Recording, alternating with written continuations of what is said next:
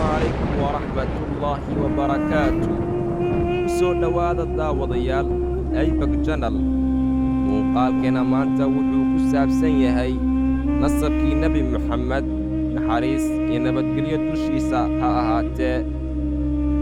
haddii aad nagu cusub tahay daawade, fadlan garaac gambaleelka, fiidiyowgana like saar, asxaabtaadana u sheer garee.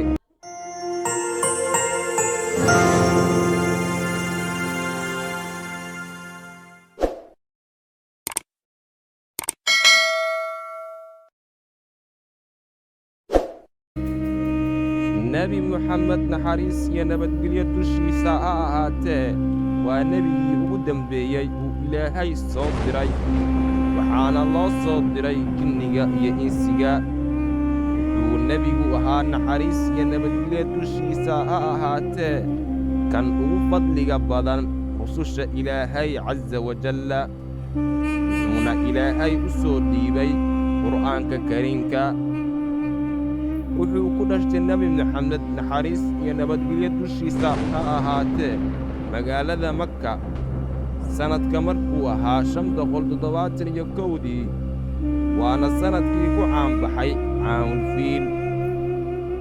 wuxuu nebigu ahaa dadka kan ugu akhlaaq wanaagsan, ugu dulqaad badan, laguna yaqaanay ammaano iyo runsheeg.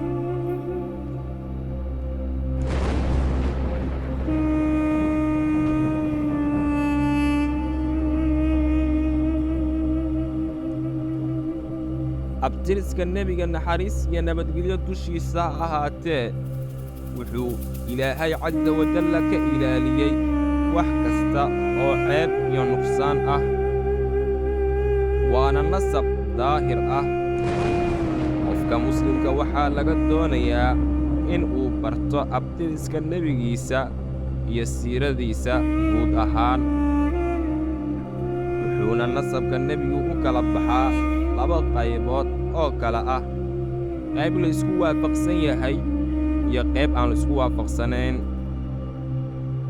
Ilaahay idinkii waxaan ka bilaabaynaa Nebi Muxamed ilaa iyo waxaan gaarsiinaynaa Nebi Aadan, waana sida tan.